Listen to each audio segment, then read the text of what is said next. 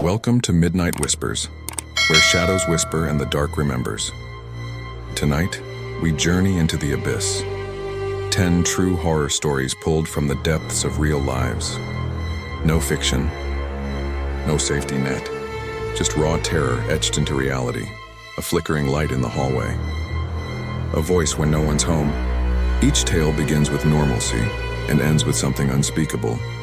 Evil doesn't always wear a mask. Sometimes it lives next door, sometimes it lives inside you, so lock your doors. Dim the lights, because once the stories begin, there's no turning back. This is your Midnight Whispers. Story number 1, the wind in Morrow County didn't howl.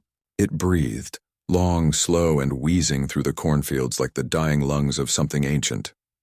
You never got used to that sound. Even after living out there for years, it still raised the hairs on your arms. Something about it felt wrong. Not dangerous, not exactly. Just watchful. Rachel Callahan moved into her grandparents' old farmhouse 3 weeks after the funeral. The house was all that was left of them, 2 decades of silence and dust.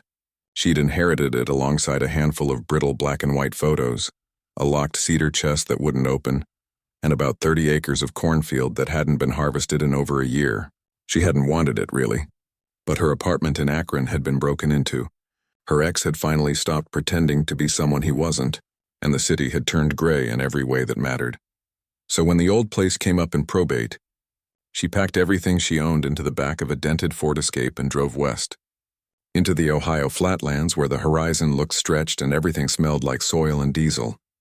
The farmhouse sat at the end of a long gravel road with no street signs. The closest neighbor was a quarter-mile away. Just past the rusted mailbox was a crooked sign stuck in the dirt.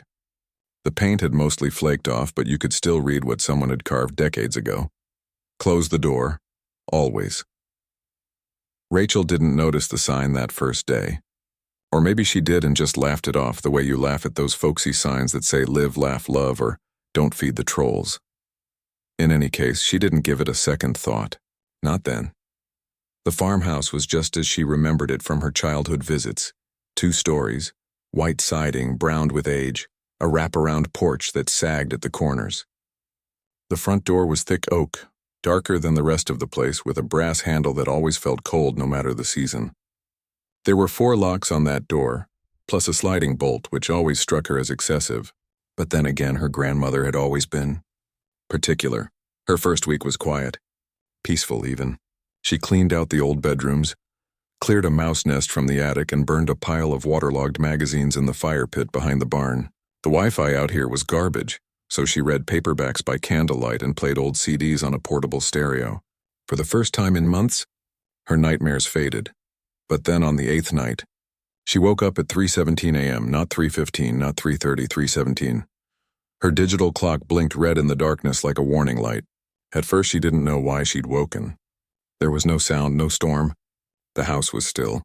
Then it came. Knock, knock, knock, 3 of them, deliberate. Not loud, but not hesitant either. From the front door, Rachel sat up in bed, heart thudding. She listened, breath held. The knocks didn't come again. She told herself it was nothing. Maybe a branch hit the siding. Maybe the wind slammed something loose. She forced herself to lie back down and wait for morning. But sleep didn't return. The next day, she found nothing outside. No footprints. No fallen branches. The porch was empty, the door unharmed. Still, the memory of those knocks clung to her like smoke.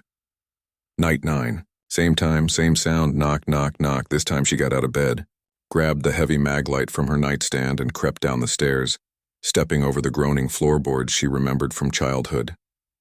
Her hand trembled on the door handle as she peered through the peephole. Nothing. Just the porch, pale under the moonlight. The gravel driveway stretched empty toward the cornfields. She waited. 5 minutes, 10. No more knocks. She didn't sleep at all that night. On the 10th night, it happened again. 3:17 a.m., the knocking. Same rhythm, same pause between each knock. Always 3, never more. She called the sheriff's office that morning, embarrassed by how shaky her voice sounded. Sheriff Holbrook was polite, even kind. Promised to drive by that night, though he admitted they didn't get many prowlers in Morrow County. More likely a raccoon, he said. Or the wind playing tricks on you. She nodded, knowing damn well raccoons didn't knock like that. The sheriff never came, at least not that she could tell.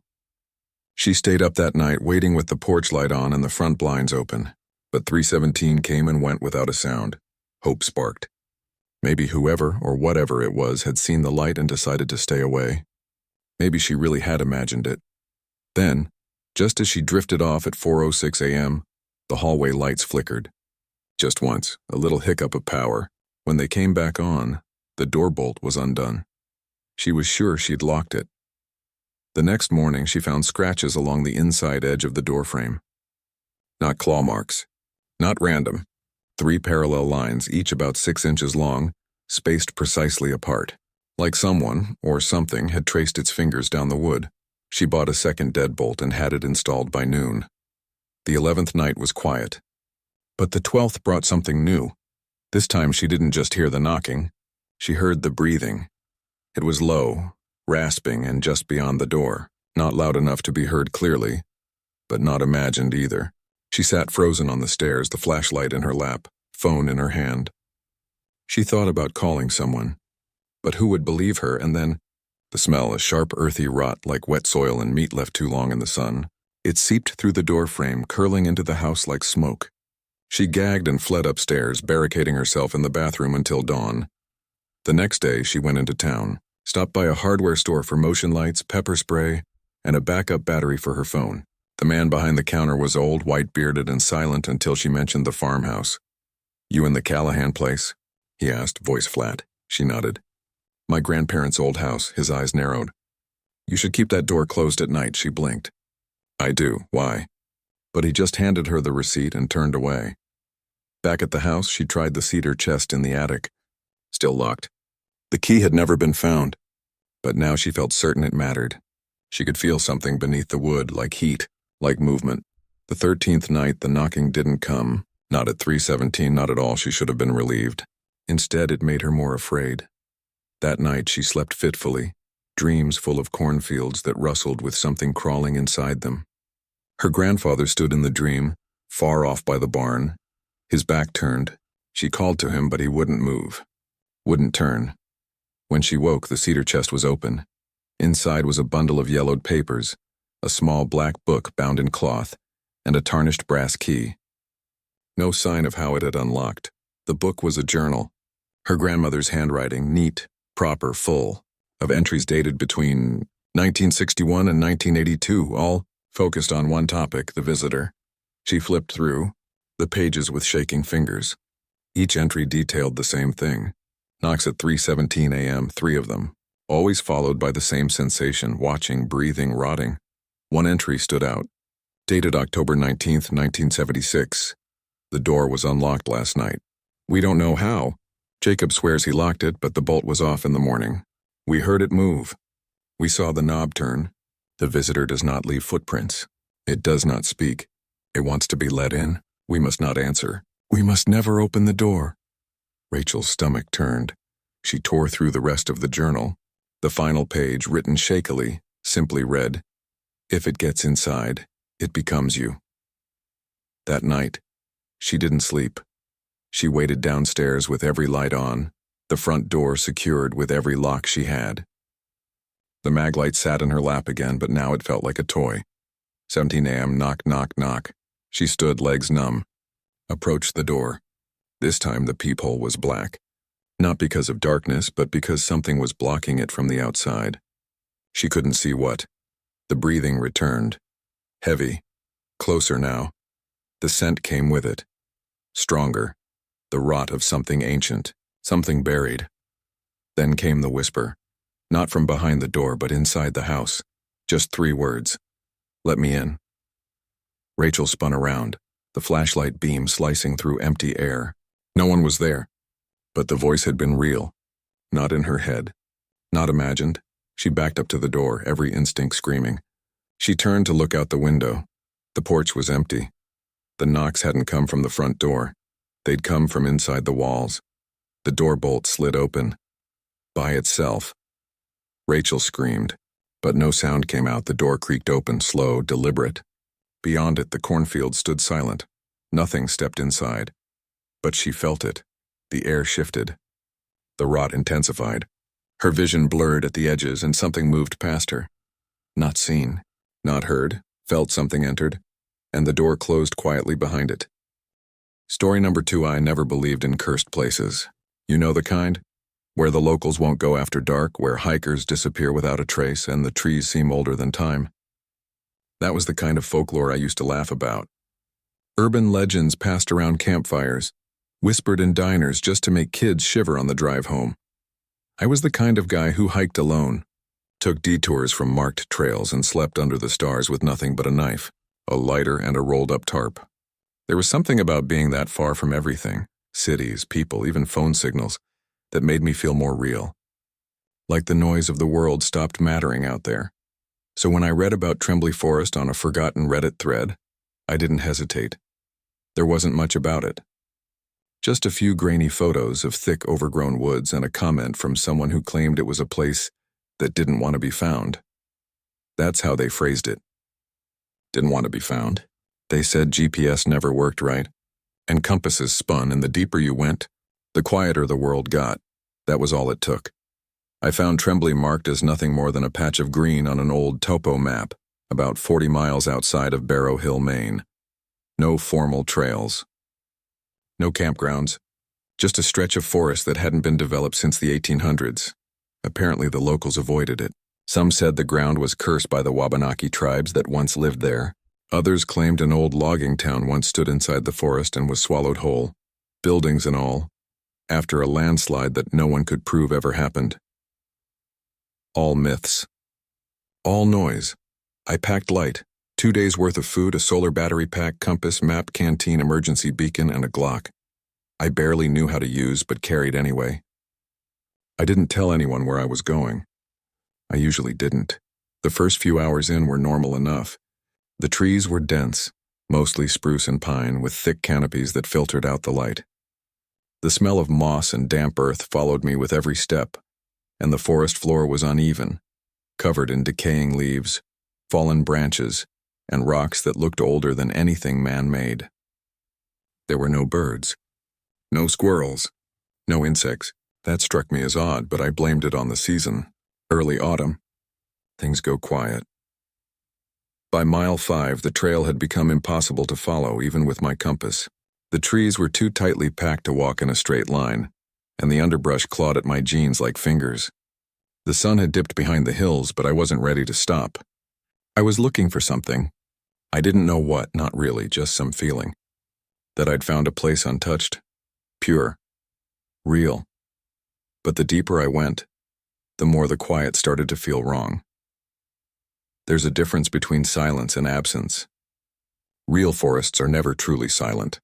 There are always frogs croaking, leaves rustling, the distant creak of trees shifting in the wind. But here it was like something had sucked the sound out of the air.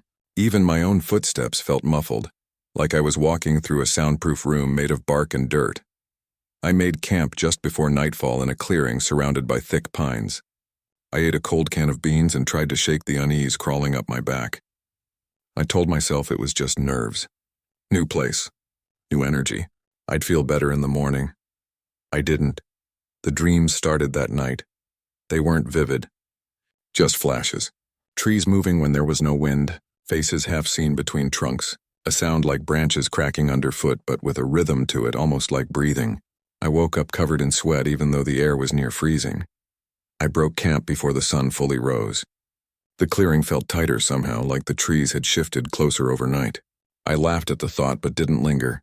2 hours in, my compass needle began spinning. At first, I thought it was busted. Cheap junk from a gas station.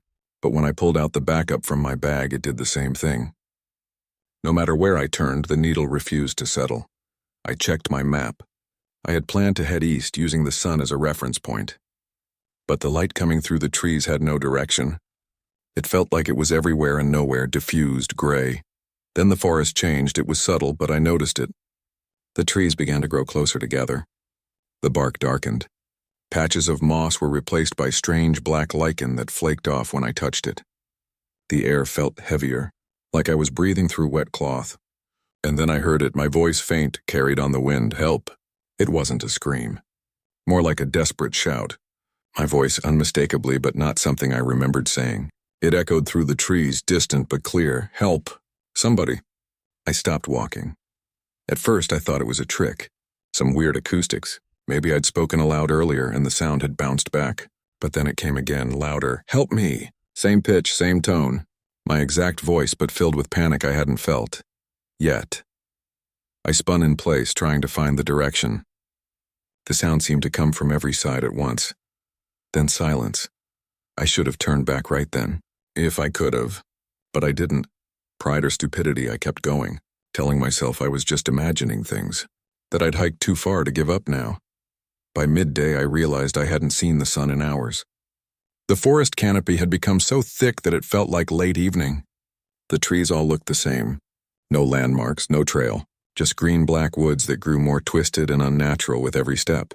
Roots stuck out of the ground like skeletal hands, and the soil had turned dark and wet, sucking at my boots. Then the whispering started. Not voices.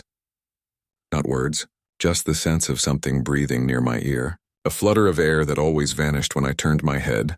I started calling out, first to myself, then for help. Hello? Anyone out there? Help! The forest answered, not right away, but after the third shout I heard it again. Hello? Exactly my voice, then lower in pitch. Anyone out there? Then deeper. Help. Each time more distorted, like something was copying me, but struggling to get the tone right. Each word felt more wrong than the last. Not just echoed, repeated, mimicked. I stopped talking. That night I didn't make a fire. I sat in the darkness, back against a tree, knife in hand, listening to the forest breathe. Around midnight I heard footsteps. They didn't sneak up. They weren't subtle, just slow, deliberate crunches of something large walking in a wide circle around me. I didn't see anything, not with how dark it was, but I could feel it. It was just out of sight. Watching. Then it spoke again. Not a full sentence this time. Just one word, my name. Nathan, my own voice. Flat, monotone. Nathan, again, closer. Then nothing. The next morning I tried to retrace my steps. I used the sun, what little filtered through, to head west. I thought I could find the trail. Find something. But the forest didn't let me leave. Every turn brought me back to the same place. A clearing with 3 dead trees. No matter which way I walked, I returned there. Once, twice, 6 times. I screamed. The forest screamed back. Not with echoes. With voices, dozens, all mine. Nathan, let me out. This isn't real. The last one whispered. We're already dead. I dropped my pack and ran. I don't remember how far. Just trees and roots and shadows that bent the wrong way. When I stopped, it was silent again. Then something laughed, high-pitched, joyless, mocking. I turned slowly and saw something between the trees. At first I thought it was a person, but its body was wrong. Too thin, arms too long, skin the color of tree bark, and no face. Just smooth, pale skin stretched over a skull-shaped head. But it had a mouth, and it opened, and from it came my scream. Word for word, the one I'd shouted hours earlier. Help! Somebody help me! It screamed in perfect mimicry and then tilted its head like it was waiting for applause. I ran. I don't know how long. I don't remember falling. Just blackness and dirt and the sound of something behind me that never got tired. When I woke, it was morning or something like it. The light was soft, gray. I was back at the clearing with the dead trees. My pack was there, but the zipper was open and all the food was gone. Not stolen. Not eaten, just gone. In its place was a small bundle of hair. My hair, tied with twine. I didn't scream again. I knew better now. The forest didn't want fear. It wanted me. And I knew I wasn't the first. Carved into one of the dead trees was a Thoinbin Hanley, and below it, 1964. The bark was rotted, blackened, like the forest had tried to erase it, but it didn't. It couldn't. Because something wants to remember. Wants to be remembered. I'm still in the forest. I don't know how long it's been. My watch stopped days ago. The emergency beacon won't work. It won't even turn on. It's like nothing from outside survives here. I tried walking in a straight line again today. I came back to the same clearing. Only this time, there were 4 dead trees. The 4th is new, and it has my name carved into it. Nathan Clark, 2025. Story number 3. There are things people who work night shifts in hospitals don't talk about.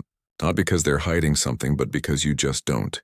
You internalize the weirdness. You file it away in that same place where you put your dead grandparents' voices in dreams, or those unexplainable moments where time skips a beat and you swear you've lived a scene before. You don't want to look crazy, and more than that, you don't want to open a door you can't close. I'd been a nurse for almost 12 years, and on overnights at Merriman Regional for the last 3. It's a quiet, modest place in central Pennsylvania, nestled in a dying town whose population is made up mostly of people too old to leave and too tired to try. The hospital matched the town, faded, outdated, functional in the way an old car still gets you where you need to go, but you don't trust it completely when the weather turns. Most of my shifts were spent in the ER and the second-floor medical ward. That's where the action happened, if you could call it that. There weren't a lot of gunshots or major trauma, just the usual. Drunks with concussions, old men with failing hearts, and quiet, lingering deaths that made you believe in slow goodbyes. I didn't mind the work. It was honest, necessary. But the 5th floor, that place was something else. The 5th floor had been shut down years before I arrived. From what I was told, it used to be psychiatric, a small ward, long-term patients only. I heard whispers, underfunded, poorly supervised, tragic things swept under the carpet. Someone hung themselves in the shower. Another one set a bed on fire. It wasn't that kind of psych ward you see in TV shows either. This was real mental illness, padded rooms and all. Eventually, it was deemed unfit for care.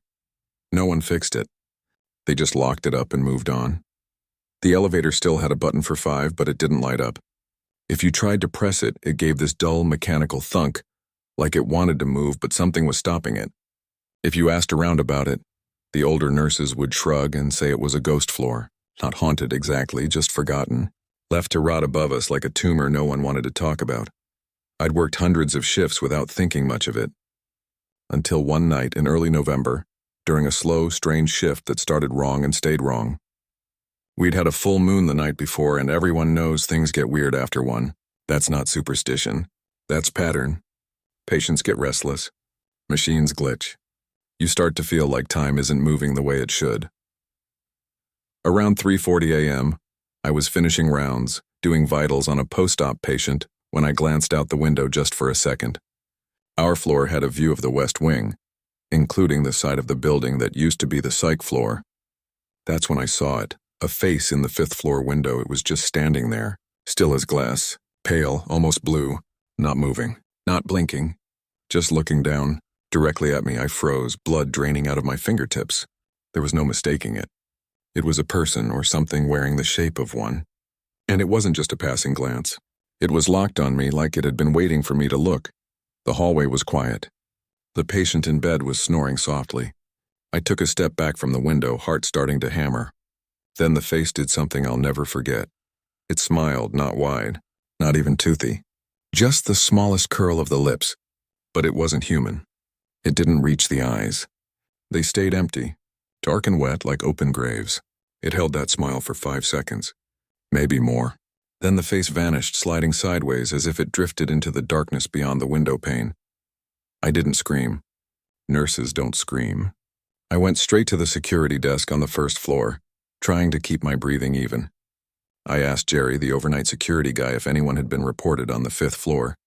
He gave me a blank look. "You know that floor's locked, right?" "I know," I said. "But someone's up there." "I saw them." "In the window?" He frowned. "No way. You need a badge to open the stairwell door, and only maintenance has that. I would have seen the elevator move too. I've got the cams right here." I asked him to rewind the west stairwell feed. "Just humor me," I said. He did nothing, no one going up or down. We checked the feed from the 5th floor hallway, grainy and flickering. It was just a long corridor of dust and darkness. Then something moved on the screen. It was subtle. At the far end of the hallway, in the shadows near the sealed windows, a shape appeared. Not walking, leaning, like something had been pressed against the glass and then peeled away. Slowly, deliberately. I pointed at the screen, heart now beating so loud I could hear it in my ears. "There, back it up," we did. Frame by frame, there it was again. A figure, thin, featureless. It didn't walk past the camera. It drifted, like a shadow underwater. But the thing that made Jerry stop and go pale wasn't that. It was that the figure wasn't casting a shadow. The lighting in the hallway was dim, yes, but it was enough to show shadows from the benches and discarded equipment. This thing had none. It was like it was drawn into the tape afterwards. Like it wasn't meant to be there. Could be a glitch, Jerry said, but his voice didn't sound convinced. I didn't sleep the next day. I couldn't. I kept seeing the face, pale, cold, not angry or vengeful. Just curious, like it had taken notice of me in particular. Like I'd pulled back the curtain and now it could see me too. When I came in the next night, I asked the charge nurse if there had been any recent activity on 5. Renovations, tours. Maybe the hospital had plans to reopen it and someone had been scouting. She gave me a look. No one's been up there in years, she said. Why? No reason. I didn't tell anyone else. Not right away. But that shift I started noticing little things. Thermometers malfunctioning. Call lights going off in empty rooms. Phones ringing with no one on the other end. That wasn't unusual on its own. Hospitals are weird, especially at night. But I kept feeling watched. Every time I passed a window I could feel it. Like someone standing behind a two-way mirror. Watching me breathe. Watching me move. It got worse over the next week. I stopped going near the windows. When I had to draw the curtains or check the glass doors to patient rooms, I did it fast. No hesitation. No lingering. I felt like the thing I'd seen was waiting for eye contact again. Like it needed permission. Then patients started mentioning it. One night, a woman recovering from a bad car wreck called me in around 2 a.m., pale and shaking. Said someone had been watching her sleep. Did you see them? I asked, trying to keep my tone level. She nodded. A man in the window. He didn't blink. His face was wrong. Like it was made of wax, I went to her window, looked out at the 5th floor. Nothing. But the next morning, I checked the exterior surveillance again, same face, same window, still watching. Then it started showing up closer. One night, I went into the staff break room to get a coffee, and the microwave's reflection showed something standing in the hallway behind me. I turned, no one there. But the reflection lingered for a split second longer than it should have. Another time, a code blue was called in ICU. I was down there helping with post-resus, sweaty and exhausted. As I left the room, one of the nurses grabbed my arm. Jesus, you look like hell, she said. I laughed it off. Rough night. No, I mean, you're freezing. I touched my arm. She was right. My skin was ice cold. Then came the dreams. They weren't just dreams. They were visitations. I'd wake up drenched in sweat, heart racing after watching myself walk the hospital halls, only it wasn't me. It was the thing, wearing my skin, passing patients who looked at it and screamed in silence. I tried to tell them it wasn't me, but my mouth wouldn't open. The thing would always turn just before I woke and smile that same terrible, joyless smile. One night after a double shift, I passed out in the on-call room. Just for a few minutes. I jolted awake to the sound of whispering. It was my name, over and over, soft, urgent, coming from the air vent above my bed. Stood on the chair and opened the vent cover. Nothing, inside but dust and cobwebs, but carved into the metal, barely visible in the dark, was a single word. Hello in my handwriting I transferred out the next week. I couldn't do it anymore. I told myself I was burnt out, needed a change. But that wasn't the truth. The truth was I was afraid that if I stayed it would follow me home. That it would try on my face. I still check hospital windows now, every time I drive past one. I can't help it. And once in a while, when I'm walking at night or passing by a dark glass door, I catch a glimpse of something that almost looks like me. But wrong. Like a poor imitation that's getting better every time. And sometimes, just sometimes, I wonder if the thing ever left the hospital at all, or if I did. Story number 4. I still remember the sound of my brother's laugh the day before the accident. That kind of laugh that bursts out unexpectedly, full of life and teeth, the kind that comes from deep in the gut. He was talking about something dumb. This story he heard at work about a guy who glued his hand to a vending machine trying to steal a Snickers bar. He told it in the car while we were driving home, windshield wipers ticking against the late September rain, and I remember thinking, God, I love him so much it hurts. He died the next afternoon, 27 years old, dead on impact after a delivery truck ran a red light and plowed into his Civic at 60 miles per hour. The coroner said he didn't feel anything, that the angle of the hit snapped his neck instantly. Quick. Merciful. That word, merciful, Felt like a joke someone forgot to laugh at. Like there was anything merciful about scraping blood and glass from the steering wheel of someone you love. We buried Evan 3 days later. Closed casket. My mother sobbed so hard she had to be sedated at the wake. My father just stood there staring at the coffin like it was an object he couldn't identify. I delivered the eulogy. I don't remember most of it. I just remember trying to hold it together, watching my hands tremble at the podium. At one point I said he was light in a dark room, and I broke. Right there in front of everyone. Grief is supposed to move through stages. Denial, anger, bargaining, depression, acceptance. But that's bullshit. Grief isn't a straight line. It's a spiral. A slow, suffocating descent. I kept expecting to hit the floor, but the floor never came. I lasted 2 weeks before I broke down and opened Evan's bedroom door. It still smelled like him. Old Spice deodorant, dryer sheets, and the faint must of worn leather from his gaming chair. His bed was made. His desk light still burned out, and the laundry hamper had a pair of socks hanging over the side like he'd be back to pick them up. I sat in his desk chair and cried until my ribs ached. That was the first time I saw it. The phone, it was lying on the nightstand. I thought the cops had taken it for evidence, or that maybe the paramedics had bagged it. But there it was. His old beat-up Android with the cracked corner and fingerprint-smudged screen. I picked it up, not even sure why. Maybe I just wanted to hear his voice. Maybe I thought I'd find a voicemail I hadn't listened to. Something I could bottle. The phone turned on. 43% battery. I went through his texts. Most of them were to me, Mom, some friends from work. All normal. The last text he'd sent was to me, actually. Just a meme of a dog wearing sunglasses and a caption that read, "Deal with it." It made me laugh through the tears. He was always sending me dumb memes, just to check in, just to make me smile. I set the phone down and left the room. That night at 1:04 a.m., I got the first message. Evan, 1:04 a.m. Cold in here. Where is everyone? I was half asleep, phone on my chest. The buzz jolted me upright. My heart stuttered in my chest. I stared at the screen, not moving, not breathing. His name, his number. A new text. I told myself it had to be some delayed message. Some data glitch. Phones did weird things. I opened the message, cold in here. Where is everyone? I tried to call the number. Straight to voicemail. Just that robotic voice saying the line was no longer in service. I checked the timestamp. It was real. Current. Not some saved message. I didn't sleep the rest of the night. The next day I went back to his room. His phone was off. Dead battery. I plugged it in, powered it up, and checked the messages. No sent messages. Nothing new. Like he'd never typed anything. I checked with our provider. The woman on the line was sympathetic, told me Evan's number had been permanently deactivated. She confirmed that no outgoing texts had been sent since the day of his death. But I'd received it. I still had the notification. I took screenshots. That night I received another one. Evan, 2:13 a.m. I keep waking up in the dark. My legs feel wrong. I threw up in the bathroom.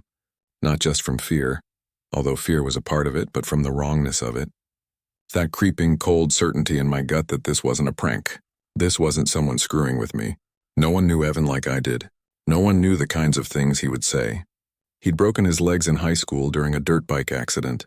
Spent months in a wheelchair. He used to joke about how phantom pains felt like being haunted from the knees down. I didn't reply. I couldn't. By the fourth night, the messages became constant. Evan, 12:47 a.m. I see you. In the chair. Why can't you hear me? Evan, 3:02 a.m. There's something else here. It doesn't speak. It watches. Evan, 4:31 a.m. Please answer me. I don't know if I'm dreaming. I did reply once. I typed, "Who is this?" Hit send, no response. I asked a friend, Caleb, who worked in IT, if it was possible for someone to spoof texts from a dead number. He asked me if I was okay. Told me I looked pale. Said, yeah, maybe someone was using a relay app, but it wouldn't show up as the actual contact name unless it was still linked to the cloud somehow. But Evan didn't have a cloud backup. He never used it. Paranoid about privacy. I tried blocking the number. It didn't work. The messages kept coming. Evan, 1:55 a.m. I dreamed of the crash, over and over, but I never wake up. Evan, 2:00 a.m. My teeth are gone. They come out when I scream. I stopped going into his room. I kept the door shut, sealed like a tomb. I put the phone in the kitchen drawer, buried under expired coupons and broken pens. Then the texts started showing up without the phone. I'd leave my own phone charging in the living room, come back to find new messages. Same tone, same number. It wasn't his phone doing it. It was something else now, something using his number like a mask. One night I woke up with the lights on. I always sleep in the dark. I sat up, confused. The room felt off, colder than usual. I reached for my phone. It was buzzing. Evan, 3:33 a.m. I saw you sleeping. I think I used to love sleep. I got out of bed. Every instinct screamed not to move. That some part of him, or something that remembered being him, was nearby. I crept down the hall to his door. I placed my ear to the wood. Something was breathing on the other side. Slow, wet, labored. I didn't open the door. The final message came a week later. I hadn't slept in 2 days. I'd quit my job, couldn't focus on anything anymore. I'd unplugged the house phone, turned off my cell, even bought a burner phone from a gas station. No contacts, no messages, no history. I powered it on. Unknown, 2:17 a.m. They said I could leave if I gave them your name. That's when I knew it wasn't Evan. Maybe it never was. Whatever I'd been texting with, it had worn my brother's memories like a skin, but it wanted something now. It wanted me. And it was bargaining. The door to Evan's room creaked open behind me. It had been locked. I turned slowly. Inside, the room looked the same, but darker somehow. Like the shadows had thickened. Like light itself was afraid to enter. The phone on his nightstand lit up. Battery, 43%. Just like the first time. A new message appeared on the screen. Evan, 2:18 a.m. You're almost here. I saved you a place. I left the house that night. Drove until the sun rose. Slept in my car for 2 days in a Walmart parking lot. I never went back. The house was sold 6 months later. I didn't pack anything. I told the agent to leave the room locked. She asked why. I said, there's nothing in there I want back. Now sometimes I get texts again, not every day, but always around 2 a.m., different numbers, different area codes, always the same voice. Sometimes the messages are blank. Sometimes they just say one word, soon. And every so often, I hear my phone buzz while I'm sleeping, and in my dreams, I hear my brother's laugh. Only it's not quite right, too slow, too hollow. Like something practicing the sound of being human, one message at a time. Story number 5. The first time we heard the whispers, we thought it was the wind. You tell yourself a lot of things to make life easier when you move into an old house. Especially one like ours. 2 stories tall, bones creaking in the night. Out in the middle of nowhere with trees that lean in close like they're listening. It was the kind of place realtors call rustic charm, but everyone in town just called the Morton House. No one had lived there in almost a decade. There were rumors, sure. Stories you hear at bars from old men with too much time and too little to lose. But we didn't pay much attention to that. My wife Karen fell in love with it before we even stepped through the front door. She stood in the gravel driveway that first afternoon, shielding her eyes from the sun, and whispered, "This is it." I didn't see it the same way, not at first. The porch sagged on one side like a mouth missing teeth, and the shutters hung crooked like the house had suffered a stroke, but I wanted her to be happy. After 2 miscarriages and a job layoff that nearly gutted us, we needed a new start. So I painted smiles over my hesitation, and we moved in with our 8-year-old daughter, Claire. At first it was quiet, peaceful even, the kind of quiet that you feel in your bones. Claire took the upstairs bedroom that faced the backyard woods, and we gave her a new canopy bed with soft white curtains. She called it her castle and spent hours reading behind the fabric walls, legs crossed surrounded by stuffed animals. Karen unpacked like a woman possessed, as if keeping busy would keep the ghosts at bay. Not real ghosts, of course, just the ones you carry inside you. It was on the 4th night that I heard it. Just past midnight, when the world dips into that soft, hollow silence like it's holding its breath. I was reading in bed, propped up by pillows, when I heard something underneath the floor.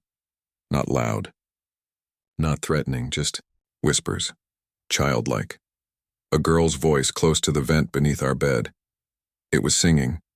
The sound was faint, like it came through layers of cloth and time. a tuneless hum, high-pitched, looping the same few notes over and over again. At first, I thought it was Claire talking in her sleep. But when I stepped into the hallway, her door was closed and the sound wasn't coming from her room. It was coming from beneath us. I stood there, bare feet on the cold hardwood, trying to make sense of it. The song stopped the moment I knelt down to press my ear to the floor. Silence. The kind that makes your heart beat too loud in your own ears. The next morning, I asked Karen if she'd heard anything. No, she said, slicing strawberries in the kitchen. What kind of sound? Like a little girl singing, I said carefully. But from the floor, she raised an eyebrow. You sure it wasn't Claire? I nodded. Her door was closed, and it didn't sound like her. Karen paused, holding a strawberry mid-slice. Well, it's an old house. Pipes creak. Wood shifts. Sound bounces weird. I wanted to believe that. I really did. But the next night it happened again. Louder this time. The same voice whispering just beneath the floorboards of our bedroom. Not singing now, speaking. Help me, it said. Please help. I'm cold. I froze. My skin prickled, blood gone thin. The voice didn't sound scared. It sounded tired, sad. The kind of sadness that sits deep in the bones. I woke Karen, who groaned and pulled the covers over her head. You're dreaming, she mumbled. I'm not. Listen. But it had stopped. Again. Every time I tried to let someone else hear it, it stopped. On the 6th night, Claire came into our room just after 3 in the morning. She stood by the bed, clutching her stuffed rabbit, eyes wide and glassy. I heard her, she whispered. Karen sat up, instantly alert. Who, sweetie? The girl under the floor, Claire said. She talks to me when it's dark. My breath caught. Karen reached out. What does she say? Claire looked down. She says she's trapped, that she misses her mommy. She asks me to play. Karen and I looked at each other. The kind of look you hope to never share with your spouse. The look that says something is wrong and we can't ignore it anymore. That morning, we pulled up the rug in the bedroom. Beneath it, the floorboards were old pine, gray, and splintered. I found a crowbar in the garage and pried up the first board. Beneath it was insulation, dust, spiderwebs. No signs of animals or wiring that might explain the sound. Just emptiness. Karen insisted we call a contractor. Have someone inspect the foundation. Maybe there's a vent system we don't know about, she said. But I saw something when I pulled up the second board. A piece of red ribbon, tied in a bow. It looked like it had been there a long time. Dirty, frayed at the edges, but unmistakably a child's hair ribbon. I didn't tell her about the ribbon.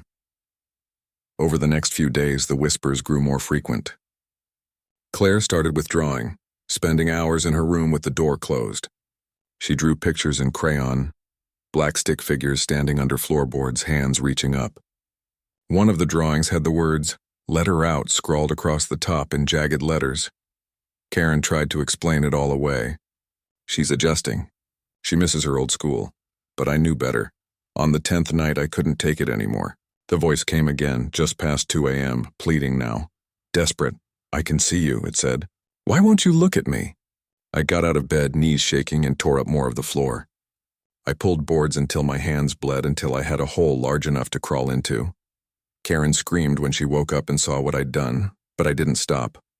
I grabbed a flashlight and dropped into the crawl space beneath the house. The air was thick, stale, the kind of dark that feels like it's pressing against your skin. I shined the light around, sweeping over dust and cobwebs, rat droppings, and broken boards. Then I saw the door. It was set into the concrete foundation, small and rusted, like a storm cellar hatch. But we didn't have a basement. The inspector had said so. No records showed one. I opened it anyway. The hinges shrieked. Behind the door was a narrow passage, too low to stand, too wide to ignore. I crawled inside, heart hammering, flashlight beam bouncing off stone walls. The smell hit me halfway in. Rot. Wet earth and something worse beneath it. Something old and hungry. The passage opened into a chamber. Low ceiling, maybe 4 feet high. The walls were lined with scratches, gouges in the stone. At the far end was a small wooden box. A child-sized coffin. I didn't want to open it. Every part of me screamed not to. But I did. Inside were bones, tiny, curled in on themselves like a sleeping child. Wrapped around them was a torn yellow dress and a single stuffed rabbit. Carved into the lid, barely visible in the dirt, was a name. Lucy. I stumbled backward, bile rising in my throat. As I turned to crawl out, I heard a sound behind me, breathing. Then a voice, right behind my ear. Now you see me. I don't remember climbing out. Karen says I screamed the entire time. Says I clawed at the floor like a man drowning. I don't know. I only remember the eyes in the dark, wide, hollow, staring straight into me. We called the police the next day. The remains were taken by the county coroner. They dated the bones back to the 1950s. No missing child report on record. No family claimed her. The house is quiet now, too quiet. Claire doesn't speak much anymore. She watches the floor sometimes, head tilted like she's listening. The drawings have stopped, but she still sleeps with the rabbit we found. She says it helps her dream better. Last night, I heard her talking in her sleep, a soft voice, gentle and familiar. I'm not alone anymore, she whispered, and from the floor beneath our bed something whispered back. I know. Story number 6I was halfway across Nebraska when the rain hit. One of those late autumn storms that comes out of nowhere and turns everything to mud and shadow. The kind of storm that makes the road look like it's dissolving beneath your tires, your wipers just smearing the mess around. I'd been driving 12 hours straight, Cheyenne to Lincoln, a work trip I hadn't planned for and already regretted, and when I passed the second flipped semi on I-80, I figured I'd pushed my luck far enough. My back was tight from sitting, my eyes gritty, and the rain wasn't letting up. That's how I found myself pulling off at an exit that wasn't even on my GPS. No town name, just a blue sign with 2 words, Road Haven and an arrow, one of those half-forgotten exits with 1 gas station, 1 diner, and 1 sad little strip of a motel with a flickering neon sign that read, Open Vacancy. Half the letters didn't work. I parked under the overhang, engine idling for a moment as I debated just sleeping in the car. But my legs ached and my bladder wasn't interested in heroics, so I grabbed my duffel, locked the doors, and jogged through the rain into the motel lobby. Inside, it smelled like microwaved coffee and the kind of floral air freshener that never quite masks mildew.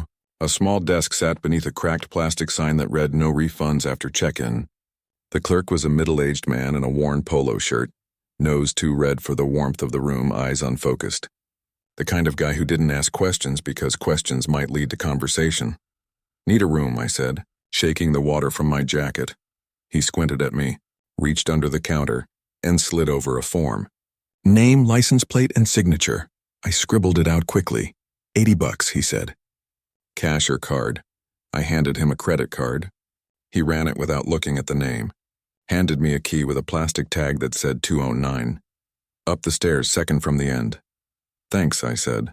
Is there like a vending machine or something? He didn't answer. Just stared past me like something was moving behind the glass door. I turned, but it was just the parking lot, empty but for my car, slowly drowning in the rain. The hallway upstairs smelled worse. Old smoke baked into the wallpaper, the kind of smell you can't clean. Room 209 was exactly what I expected. Bed, desk, old tube TV, a scratchy brown comforter that had seen better centuries. But it was dry and the heater worked and I had cell service.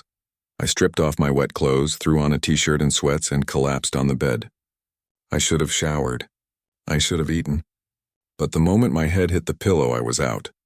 It was the sound that woke me. Not loud, not sharp, just persistent. A soft knock. I blinked in the dark. The room was pitch black except for the blinking red eye of the smoke detector and the soft glow from the hallway light seeping under the door. Another knock. Closer this time. Not from the front door. From inside. 3 slow taps coming from the wall behind the bed. I sat up, heart already racing. The rain had stopped, but the wind howled like it had teeth. I reached for my phone. Through 12 a.m., no notifications. The knock came again. Knock, knock, knock. I turned on the bedside lamp. It flickered, humming faintly. The room looked the same. Bed, chair, desk. All in place. I stood, walked to the wall and pressed my ear against it. Nothing. Then, just as I turned to go back to bed, the bathroom light turned on, by itself. Just a soft click, and yellow light spilling under the door. I stared at it. My breath caught. Then the water started running, not a drip, A steady stream like someone was washing their hands. I grabbed the key from the nightstand, my hand shaking, and opened the door. The hallway was dark, empty. I looked back at the bathroom. The light was still on, the sink still running. I stepped forward, reached out, and nudged the door open. No one inside. The faucet was on full blast, steam rising from the basin. The mirror was fogged, but in the center, a circle had been wiped clean like someone wanted to look at themselves. I turned off the water, wiped the mirror with a towel. Nothing written, no faces. Just my own, pale and tired, staring back. I didn't sleep the rest of the night.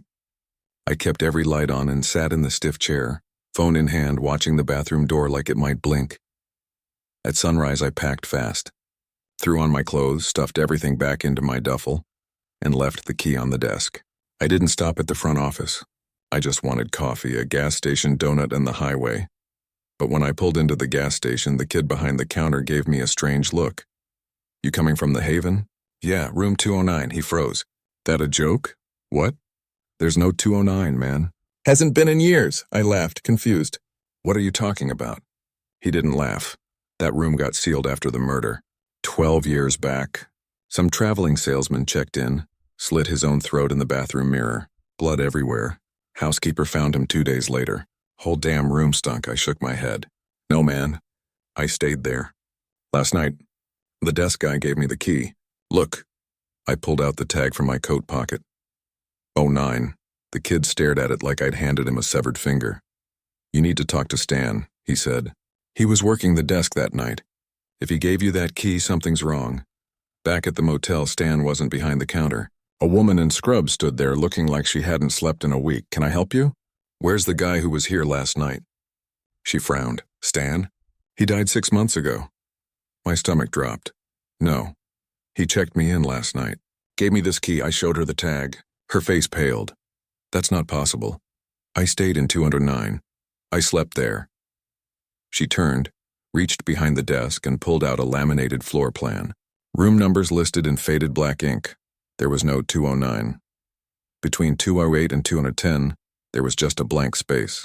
Scribbled out box, we boarded it up. Concreted the door shut. No one's been in there since 2011. I backed away. No, I was there. I turned on the light. I saw the bathroom. I trailed off. She walked around the desk slowly, like approaching a wounded animal. "You need to leave," she said softly. "Right now." I didn't argue. I got in my car, drove straight to Lincoln, and checked into a corporate chain with automatic doors and 2 layers of deadbolts. That night, I dreamed of the bathroom mirror, only this time, I didn't see myself. I saw him, a man with no lower jaw, just a yawning, bloody cavity, staring through the glass with eyes that didn't blink. When I woke, the motel room door was wide open. I was still inside, but something had left, and on the bathroom mirror, drawn in fog, were 3 numbers, 9. Story number 7, they said I was lucky to be alive, that the crash should have killed me. They showed me pictures of the wreckage, a twisted hulk of metal half crushed against a tree on Route 23 outside Ash Hollow, Nebraska. My Ford Taurus looked like a crumpled beer can. Paramedics said they had to cut me out, jaws of life screaming through the dusk while my blood soaked into the dirt. I should have died. Everyone said that. But I didn't. I woke up 4 days later in St. Anthony's Hospital with a neck brace, 3 broken ribs, and a mild concussion. That's what the chart said. Mild. As if there's anything mild about having your skull bounce off the steering wheel hard enough to forget your own birthday. The first thing I remember clearly was the smell of antiseptic and my sister's voice, soft and tired. Sarah had driven down from Des Moines to see me. She was smiling, but her eyes were red, the kind of red that comes from sleepless nights and crying in bathroom stalls. "You had us scared, Will," she said, brushing a damp curl out of her face. "You looked like hamburger when they brought you in." I tried to smile, but my jaw hurt. I just nodded.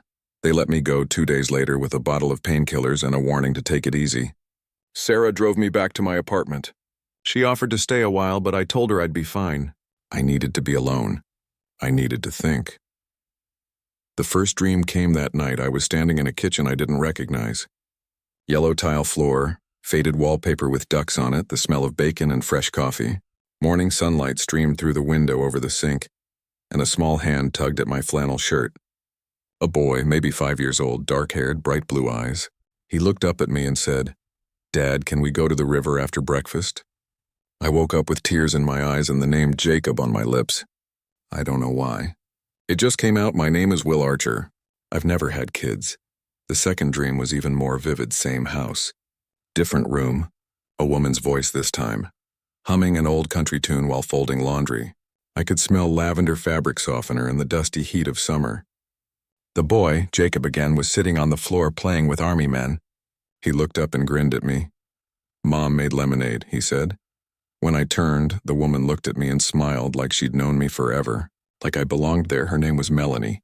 I knew that too. I had never seen her before in my life. The dreams kept coming. Every night. More detailed, more real. Not just dreams, but memories. Moments. Specific. Tactile. I knew what it felt like to hold Melanie's hand. Rough from gardening. I knew the exact weight of Jacob when he jumped into my lap. I could smell the inside of that house. Hear the creak of the stairs. The wind chimes on the porch, but none of it was mine. I started writing things down. A notebook filled with names, places, details. I didn't tell anyone. What could I say? Hey, I think I'm dreaming someone else's life. They'd assume the concussion did more damage than they thought. Maybe it did. But then I started recognizing places. One afternoon, I was driving through downtown Ash Hollow, just trying to shake the fog from my head, when I turned down an unfamiliar street. A small white house with blue shutters appeared at the corner of my vision, and my chest tightened. It was the house from the dreams. The one with the ducks on the wallpaper, the wind chimes on the porch. I slammed the brakes so hard I nearly got rear-ended, sat there staring at it like it had grown out of the pavement just for me. I looked it up later. 1632 Willow Creek Lane. Owned by a woman named Melanie Harper, widowed, 1 child, son named Jacob. Her husband had died in a boating accident 5 years ago. His name was Paul Harper. I saw his photo in an old newspaper clipping online. The obituary was short. Just the facts. But the picture? I knew the man. I'd seen him every time I looked in the mirror in those dreams. He looked nothing like me. Taller, thinner, sandy hair. But I knew what it felt like to be inside that body. I could remember what it felt like to shave that face. Kiss that woman. Hold that boy. I didn't sleep that night. The dreams came anyway. This time I was drowning, trapped beneath an overturned boat, water filling my lungs. I could see the sunlight above, but it looked miles away. I remember the panic, the regret, the scream that never came. Then blackness. I woke up gasping, tangled in sweat-soaked sheets, convinced I had just died. I went to see Melanie the next day. I told myself I'd keep it casual, pretend to be a census taker or a reporter or something. But when she opened the door, everything fell out of me. Not the full story, but just enough. I said I'd had dreams, that I saw her face, that I remembered things I shouldn't know. She didn't slam the door, didn't call the cops. She just stared at me for a long time. Then she asked me a question. What was the name of the dog Jacob lost when he was 6? I didn't even hesitate, Duke, a beagle. He cried for a week. She went pale, invited me in. We talked for over 2 hours. I told her everything I remembered. Not just names and places, but small things. The exact shape of the scar on her knee. The smell of the basement after it flooded. The way Jacob clung to a blanket with yellow stars on it. She didn't cry. Not then. But I could see it working behind her eyes. When I left, she asked me not to come back. I didn't blame her. I tried to get help. Saw a therapist. A neurologist? They ran MRIs, CT scans, EEGs. Everything looked fine. The working theory was post-traumatic identity confusion, a rare dissociative condition sometimes seen after concussions. I nodded, took the meds, pretended to believe them, but the memories didn't stop. They got worse. It wasn't just dreams anymore. I'd walk past a park and remember pushing Jacob on the swings. I'd hear a song and taste the lemonade Melanie used to make. I started forgetting things that were actually mine. My mother's birthday, my ATM pin, the names of coworkers I'd known for years. Something was bleeding through. The final straw came 2 weeks later.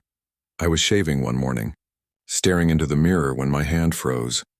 The man looking back at me blinked, but I didn't. His eyes were mine. But they weren't.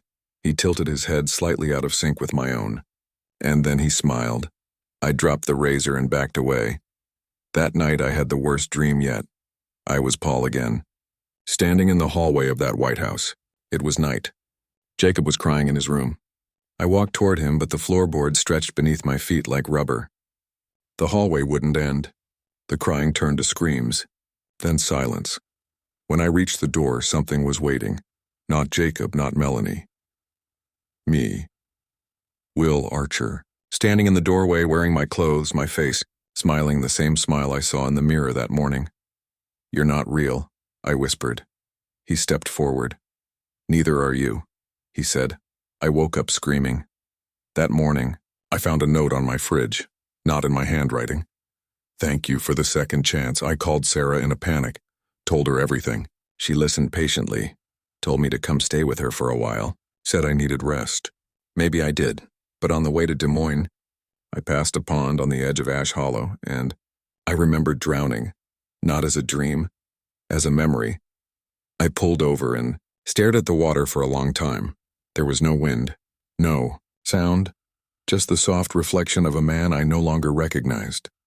Story number 8. I used to think those stories were fake. You know the kind.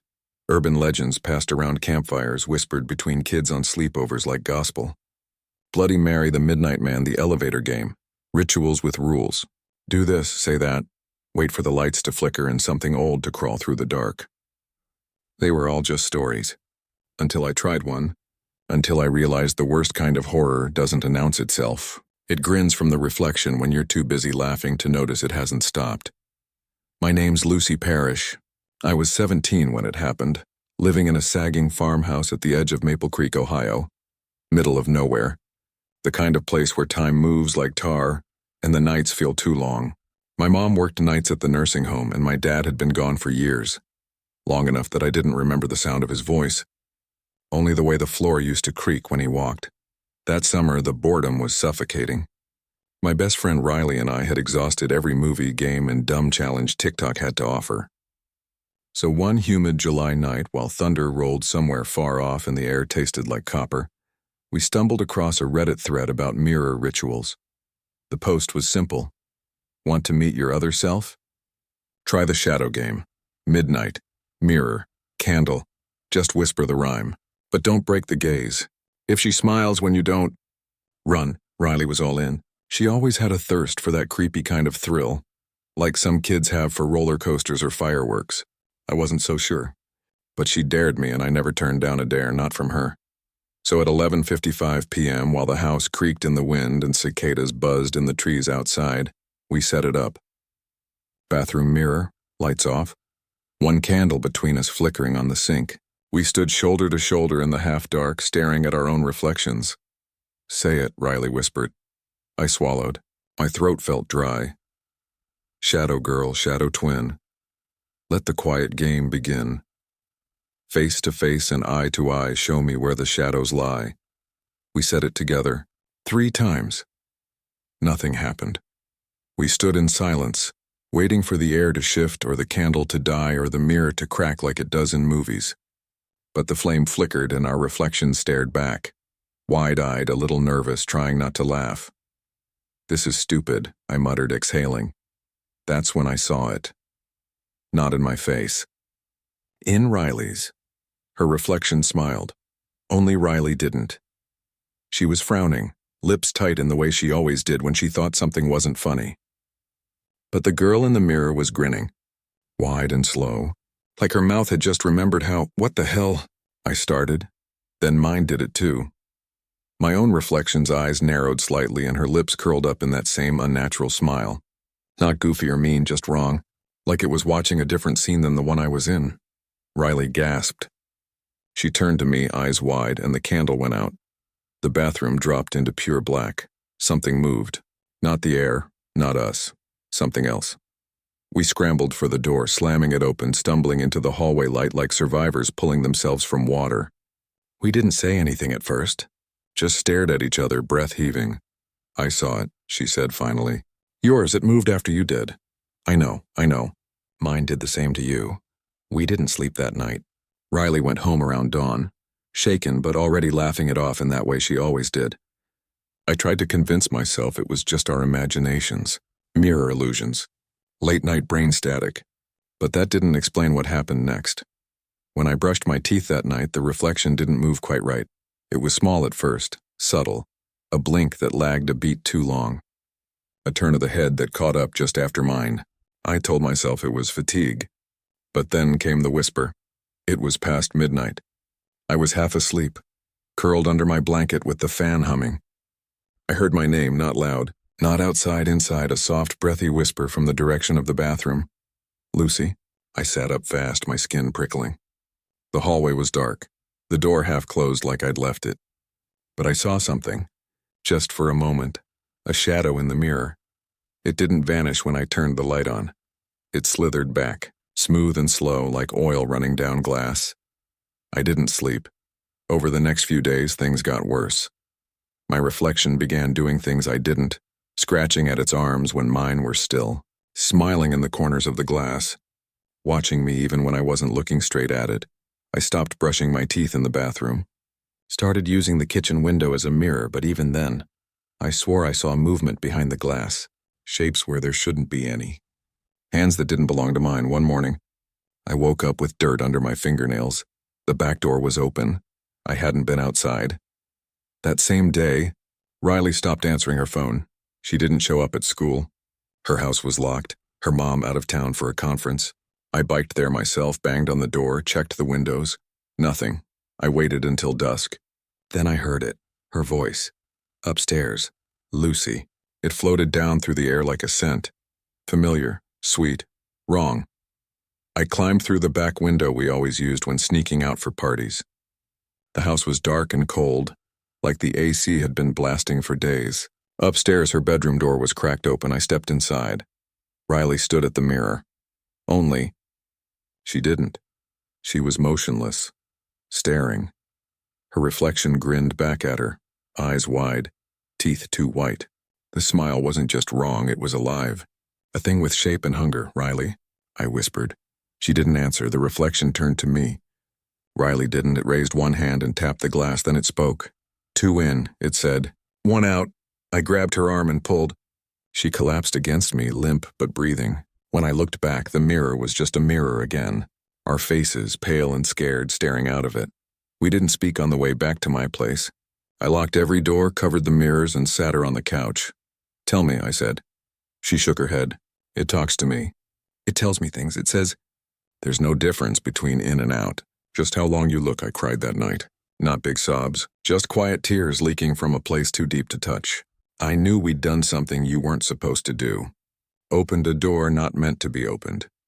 And whatever lived behind that glass, whatever had been watching, it wanted out. I stayed awake as long as I could, but sleep dragged me under sometime after 3. I dreamed I was inside the mirror. Not dead, not alive, just trapped. My hands pressed to the glass, my mouth open in a scream I couldn't hear. The thing wearing my face smiled back at me from the other side. When I woke up, my bedroom door was open, Riley was gone. In her place, something stood in front of the bathroom mirror. It looked like me. Same eyes, same mouth, same sleepy posture, but it didn't move, even when I did. And when it finally did, it raised one hand and waved. Then it stepped backward and disappeared into the mirror. I live alone now. My mom left Maple Creek. Couldn't take it after I told her the truth, and I don't blame her. No one believes me, not fully. They think it's a breakdown, a delusion, that Riley ran away and I can't cope, but I know I've seen her since. Sometimes in reflections behind car windows, in the corner of a dark TV screen. Sometimes it's me, but not quite. A flicker, a tilt, a smile that shouldn't be there. I keep the mirrors covered. Everyone. But late at night I still hear it, scraping behind the glass, waiting. And sometimes, when I walk past the bathroom door, I see myself standing there, still smiling too long. Story number 98 starts with the jingle. That warped sing-song melody that rides on the breeze just before sunset. Sweet and nostalgic and somehow wrong in a way you can't quite name. It comes faint at first, like a memory drifting through a dream. And then it grows louder, clearer. The tune never changes, though the sound has a kind of wetness to it now. like the music is leaking through something thick and heavy. That was the first thing I remembered when we moved back to my old neighborhood. Not the cracked sidewalks or the yellowing grass in the yards, not even the names of the kids I used to run with back in the 80s. It was the music. We'd just moved into the house I grew up in, my wife Megan and our daughter Ellie, 8 years old and wide-eyed at the thought of living in Daddy's old house. The place had sat empty for nearly 5 years after my mom passed. It was too much house for one man, and I'd been too much a coward to come back until now. It was early July when we settled in. The cicadas had started up again, that rattling electric hum that vibrates the air and makes the heat feel alive. Ellie spent most days playing in the backyard, building stick forts, catching ladybugs, and burying her face in library books. She was like me that way, quiet, inward, too curious for her own good. The first time we heard the truck was on a Tuesday. I was standing in the kitchen drinking warm beer and trying to ignore the peeling paint around the windowsill. Megan was working late and Ellie was outside with her jump rope, the handle slapping the driveway in a steady rhythm. Then the music floated in. Not a radio. Not a phone. It was that sound, unmistakable and ancient even if you'd never heard it before. A slow glockenspiel version of Pop Goes the Weasel, only flattened and out of tune, like it had been passed through too many wires or recorded on a tape that got left out in the sun too long. I froze. Ellie stopped jumping. She turned her head toward the street, mouth open slightly like the music had tugged something loose inside her. I stepped out onto the porch. The truck was just turning the corner. White, rusted around the wheel wells with fading red letters across the side that read, Mr. Sweetie's Ice Cream. The paint was so sun-bleached it looked pink in places. The driver sat high in the cab, pale hands gripping the wheel, face shaded by a wide white cap. I couldn't see his eyes, but I saw his mouth, a thin-lipped smile, tight and joyless. He drove past slow, slower than normal, watching, and as he passed, Ellie waved. I grabbed her hand and yanked it down. Don't, I said, harsher than I meant to. Don't wave at him. She looked up at me confused. Why not? I didn't answer, because I didn't have one that made sense. Not yet. That night, after Ellie went to bed, I sat alone in the living room and tried to remember. It had been 30 years since I'd seen that truck, but I knew it was the same one. Same chipped logo, same warped jingle, same man behind the wheel. The last time I heard it, I was 10, and the day after, my best friend Billy never came home. They said he ran away, that he'd taken his dad's wallet and gone out through the woods behind his house trying to get to Florida. That was what the cops settled on after a few weeks. No sign of struggle, no note. Just his bike tipped over in the grass near the ditch and his backpack still in the garage. But I remembered the truck. I remembered Billy standing at the curb, waving a crumpled dollar in his hand, grinning like the world was still kind, and I remembered the ice cream man's smile. I asked my mom once, weeks later, about that truck. She looked up from her crossword and said, "That old thing? That man's been driving around since I was your age. Creeps me out." Then she paused. He doesn't look any older. The next day he stopped coming. Until now. On Thursday, Ellie asked if she could have $1 when the ice cream man came. I told her no. Told her we'd get real ice cream at the store. She pouted. Asked why I didn't like him. I didn't know how to answer without sounding insane. But I started watching. Every night around 6:45, the truck rolled through the neighborhood. Never stopping, never speeding, just gliding by like it was on rails. Sometimes kids waved. Sometimes they ran alongside it. But I never saw anyone buy anything. Then I saw the flyer, a girl, 9 years old, blonde braids, smiling with her front teeth missing since July 1st, the day before we moved in. I called the number on the bottom. The mother answered. She sounded hollowed out. I asked where she was last seen. She said they were playing on the front lawn. She turned to answer the phone. When she turned back, her daughter was gone. No scream, no struggle, no sign. I asked if she heard the ice cream truck that night. There was a pause. Yes, she said, but it wasn't playing the right song. I didn't sleep that night.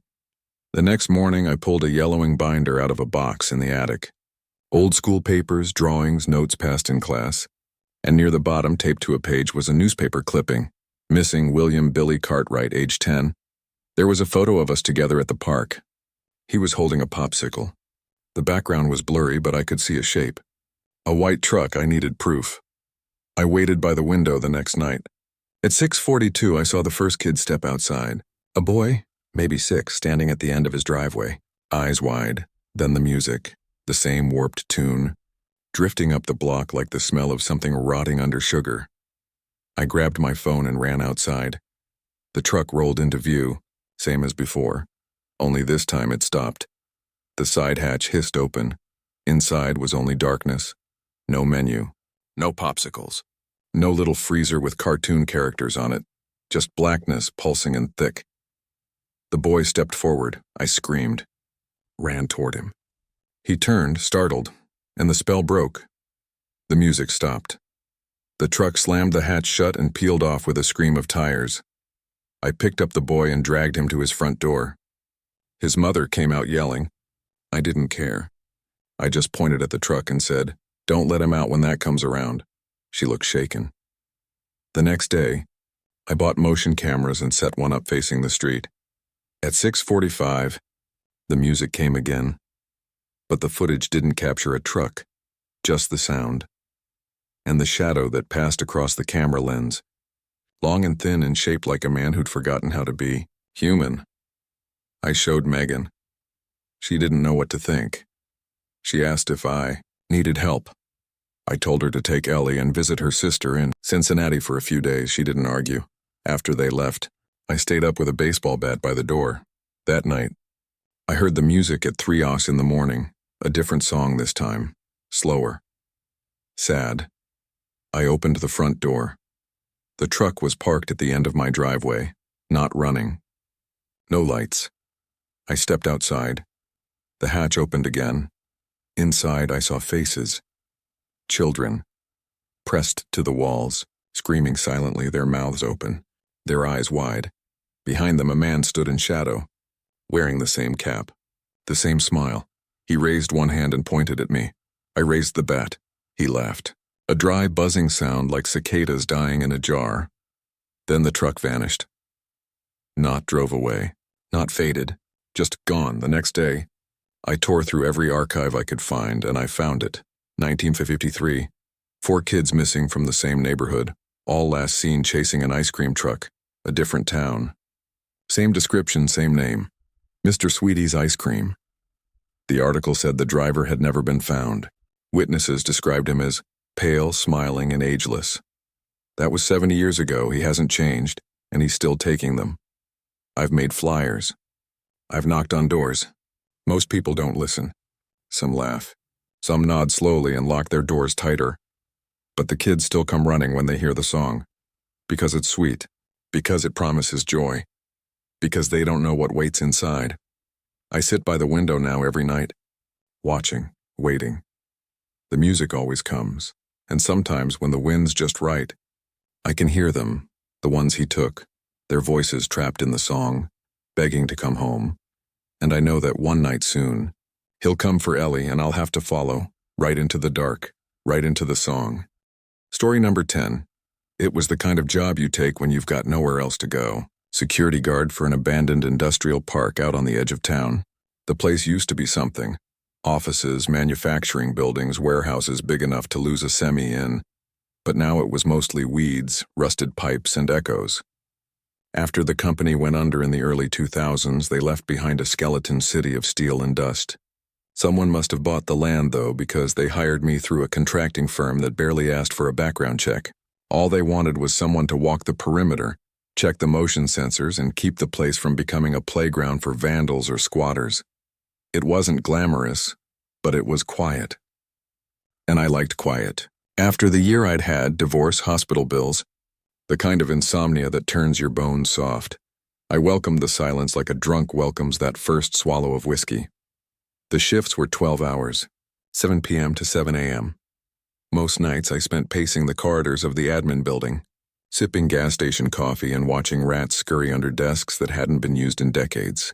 I carried a flashlight, a radio no one ever used, and a key ring that jingled like a dog collar when I walked. The security office was in the basement of Building B. No windows. Just a long, low room with stained tile floors and a bank of ancient monitors mounted above a control desk. The whole setup looked like it had been built in the 80s and forgotten ever since. One of the monitors was dead. Two were black and white, and the others flickered like dying stars. They showed feeds from across the property: loading docks, hallways, stairwells, maintenance tunnels. It all looked the same: shadows and dust. It started 3 weeks into the job. The night had been like any other. I'd done my first walkthrough, logged it in the clipboard, and settled into the office with a stale honey bun and a book I wasn't really reading. Around midnight, I glanced up at the monitors. That's when I saw it. One of the hallway feeds, Cam 7, covering the third-floor corridor in Building D, was showing movement. That alone was strange. The place was sealed. No working elevators. Doors chained shut. But there I was, on the screen, walking down the hallway. Same uniform, same baseball cap, same limp in the right leg from an old ladder fall.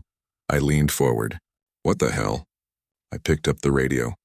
"Control to Unit 1, I said, voice shaking. Report location, no answer. Because I was Unit 1, and I was sitting right there. But the man on the screen kept walking, down the hall. Step by step, he turned his head briefly as if hearing something. Then he stopped in front of one of the doors and reached for his key ring. I scrambled for the archive controls, fumbling with the clunky buttons. I rolled back the feed 20 minutes. The hallway had been empty. Then suddenly he was just there. No entrance. No approach.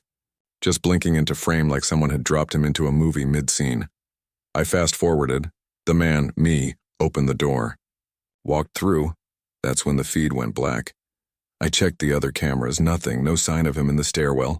Not in the adjacent hall. Nowhere. I sat frozen, the hum of the fluorescent light buzzing like a mosquito in my ear. Then from behind me, I heard the door creak. I turned so fast I knocked over my coffee, but no one was there. I didn't sleep the next day. Couldn't. I replayed the footage over and over in my head. It had to be a glitch. Maybe old recordings from years ago got stuck in the system somehow. Maybe another guard who looked like me. But something in my gut said no. I knew my gait. I knew the way my arm swung when I was tired. That was me. The next night I came in early. I wanted to see if it would happen again. I did my rounds quicker than usual, heart pounding with every creak of the floorboards. I even went to the third-floor hallway in Building D. The air there was still, stale. It smelled like wet concrete and mildew. I stood in the exact spot I'd seen myself on the screen. Nothing happened.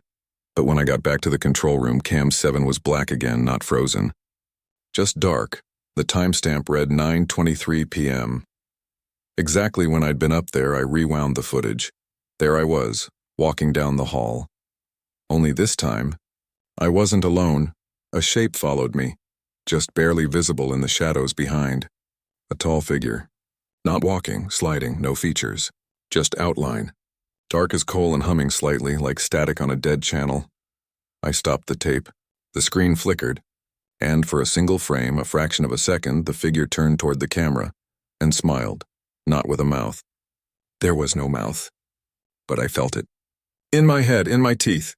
A pressure behind my eyes like something ancient had just noticed me for the first time. I shut off the monitor. Sat there in the dark with the buzzing in my ears. I thought about quitting. God knows I should have. But I didn't. I told myself I was imagining it. Stress, sleep deprivation, too many gas station honey buns. But the dream started soon after. Dreams where I was back in the hallway. Except it wasn't empty. It went on forever. Lights flickering above and that figure just behind me, whispering without sound. I would wake up breathless, drenched in sweat, convinced it had followed me back. The tapes got worse. I started watching past footage, digging through the archives. The VCRs whined and groaned, but the images were clear enough. And he was always there, every few nights. Same time, same pattern, me walking the halls, then disappearing into one of the rooms. Sometimes Cam 7, sometimes Cam 3 or 11, but always ending in black and always followed. But the scariest part wasn't that it was me on the screen, it was that it kept getting closer. In the early tapes, it was 20 feet behind, then 10, then 5, and on the last tape I watched just 2 nights ago, it reached out its hand. The footage ended there. No fade, no glitch, Just hard cut to static. I haven't told anyone. Who would believe me? The firm that hired me rotates through guards like disposable razors. The town doesn't care, and I can't leave. I don't know why. Every time I try to quit, I find myself driving back. Like something wants me there. And then last night happened. I came in, checked the monitors. All normal, until midnight. Then Cam 1 lit up. It was the control room, from above. And there I was, sitting in the chair, watching the monitors. Then something moved behind me. The shadow. Taller than before, leaner. It reached toward my head. I spun in my chair. No one there. When I turned back to the monitor, the feed showed the chair empty. I reached for the playback. My hand shook so hard I dropped the mouse twice. I watched the moment again. The shadow reached, touched my shoulder, and I slumped over. Dead, no blood. No sound, just stopped, and the figure leaned close to the camera and stared. Its face was a swirl of static and hunger. It pointed one long finger at me. Watching, then. The screen went black. I don't remember the rest of the shift. When the day manager came in, I was sitting in the hallway outside, staring at the wall. I told him I must have fallen asleep. He gave me a look, said I needed rest. Maybe a day off, but I know what I saw. I watched myself die, and I know it's coming. I feel it in the pit of my stomach, in the cold that seeps into my bones even in the heat of July. Every night I lose more of myself. I forget things. My voice sounds wrong in my head. My reflection lags just half a second behind. And every time I close my eyes, I'm back in that hallway, walking with something just behind me, getting closer. I'm writing this now in case I don't come back, in case someone finds this and wonders what happened to the night guard at the old industrial park. Check the tapes, watch the footage. You'll see me, and then you'll see what followed. And if you keep watching long enough, you might feel it watching you too, just like I do now. And when it smiles, you'll know it's already too late, and now I don't sleep. I sit in the control room every night, waiting for that shadow to come take what's left of me. It's only a matter of time. The tapes show less and less of me now. My walk looks wrong. My eyes don't blink and sync. Sometimes I swear I see that smile behind the glass before I even hit play. Last night I watched the final tape. It hadn't even recorded yet. Live feed only. But I saw myself on the screen, standing in the hallway, still, staring at the camera. I wasn't breathing. Then the version of me on screen lifted a hand, pointed directly into the lens, and mouthed 3 words. You're next too. If you're reading this, don't go back. Don't take the job. Don't step inside that building no matter what they offer you, because there's something in the footage, something that knows how to wear your face, and once you see it, it sees you.